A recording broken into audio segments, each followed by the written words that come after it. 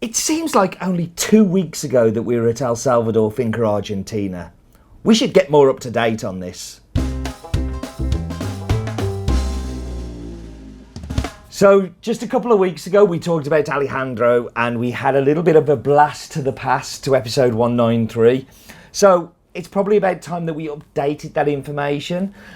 So while I was in El Salvador this year, Andy, who used to be a head roaster here before he left to go and live in the United States, was actually at the farm with me and is the cameraman, so blame him for wobble cam this time. And we just talked a little bit about the farm, where it's at, where he's at, and you get to see some beautiful views as well.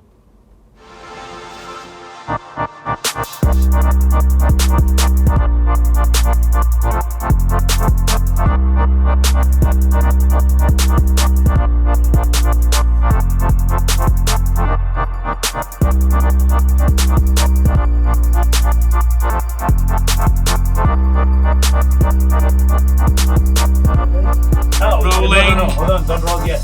You click ding when we're ready to go, and then when we finish, you ding it again. Okay. That's your job, Bobby. Thanks. There we go. It's already rolling. We're listening to all this garbage you're coming out with. Oh, yeah.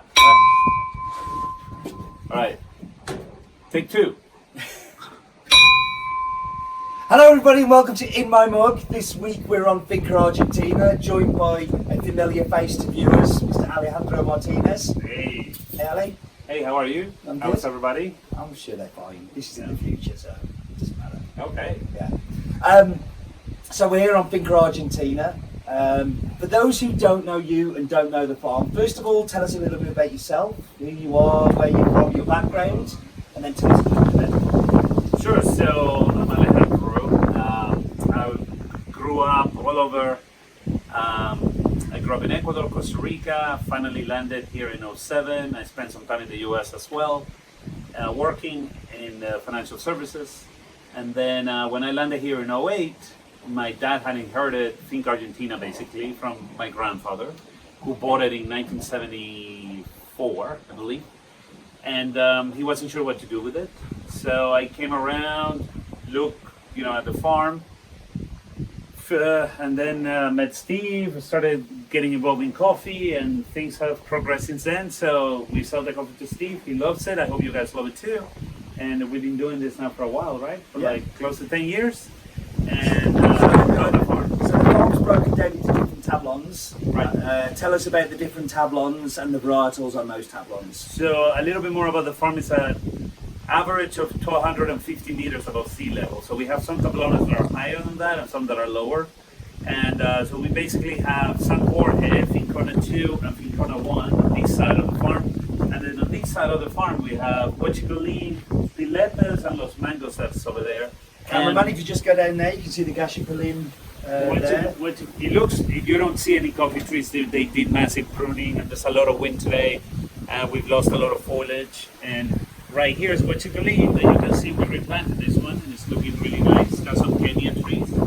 So it full bloom as well, so the flower points into the cherry. And then in the background is Los Mangoes. And then we also have a small piece called Four Manzanas that was replanted last year. So the farm, the total is about 35 hectares, of which we have replanted, and we're still in replanting mode.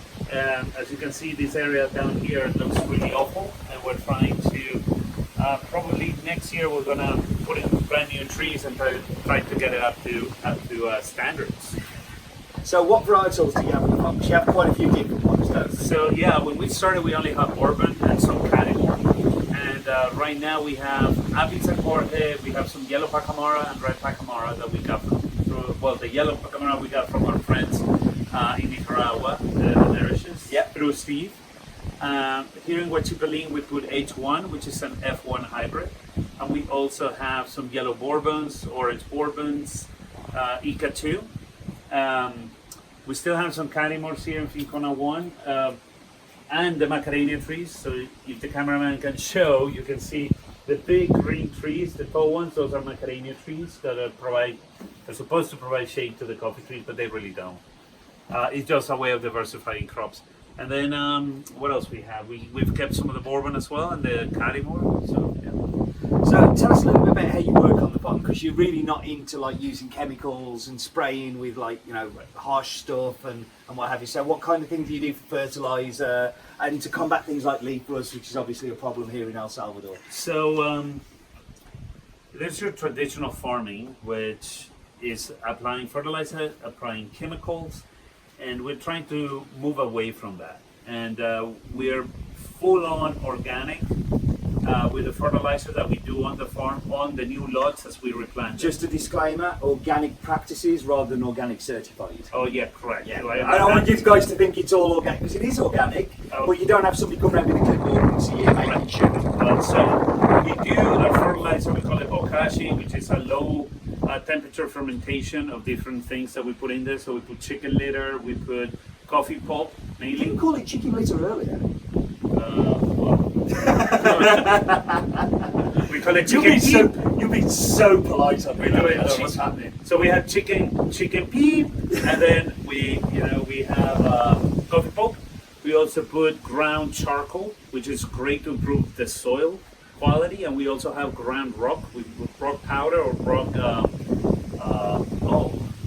Anyway, I forgot the term that you would use, but and then we have microorganisms, and that's what we try to put on all the trees. So we do about 5 pounds of that per year. Ideally, I would like to do more, but it's just tough to get it done. So we actually outsourced some of it this year. We found another producer that has cow ranch, and he ends up having a lot of cow beep, and then he uses that to make his own sort of organic compost type bokashi. So we're gonna mix it. We're gonna apply ours, our 5 pounds, and we're gonna complement with additional from that. And then we use our foliar sprays that are really cheap, so we actually make them. So like from natural kind of We ingredients. add minerals to our foliar sprays. So if we want, basically, in these barrels we have ferment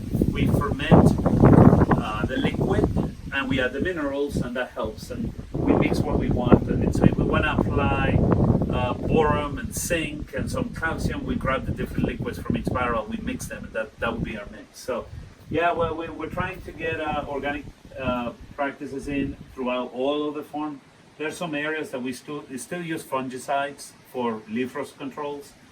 Some other ones we don't at all, because the plants that we have put in there are rust resistant. So, but kind of sparingly when needed, not When needed. everywhere. And then sometimes we also use organic fungicide. So it's an organic fungicide that we do. So we use that one as well. We don't use insecticides. We don't use herbicides at all. We just control everything with weed whackers and manually. And we think that it helps improve the quality of the coffee. So that's why we like it, and also because I'm very conscious about the environment. I feel we need to do our best to keep the land as good as we found it, if not to improve it actually through the long run. So, yeah.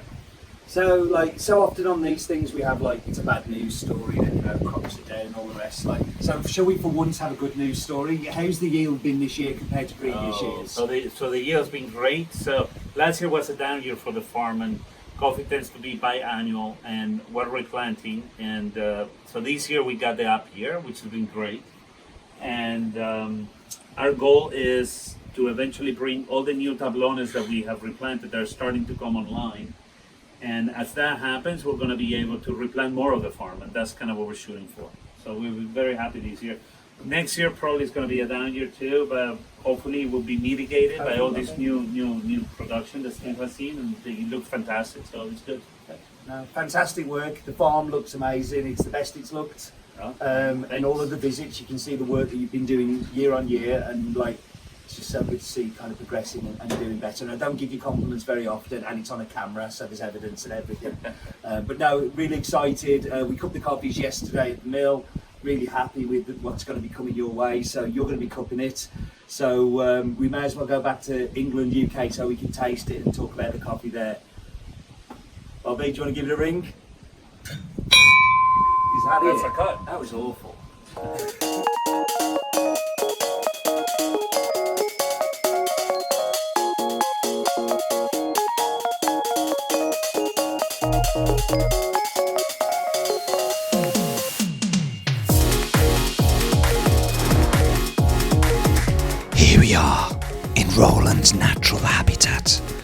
the green room. Come.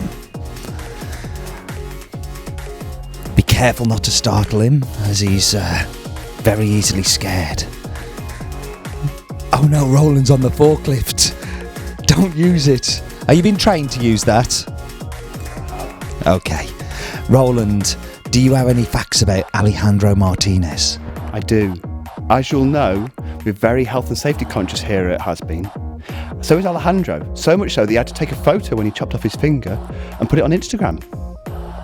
It is my favourite Instagram picture ever. Okay, so we're back and we've got the Piletas from Finca Argentina. I am doing the clever dripper. Nothing clever about a clever dripper.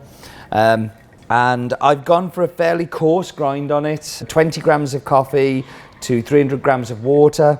Thank you. I'm just going off camera to get this. This week's coffee comes from Audiophile Phil.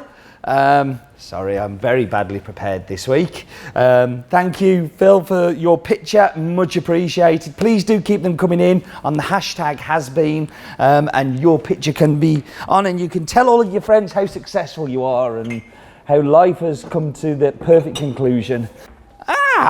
Oh, it's chipped, but I'm still going to use it. So this is my 49th Parallel mug. 49th Parallel are a roastery in Canada.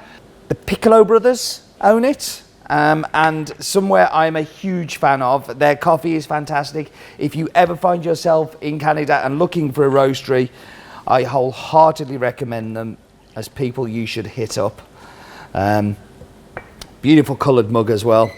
So, into the coffee. So the first thing that hits you with this coffee is like it's really raisiny. It's got that dried fruit edge to it, which is just fantastic. It's incredibly clean. It's got big body, but there's no dirty flavours in there.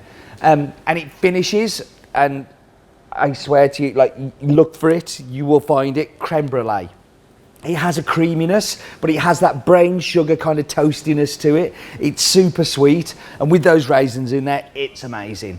Thank you for joining me. I am always grateful of your company. You're welcome anytime. But until next time, do remember, life is too short for bad coffee.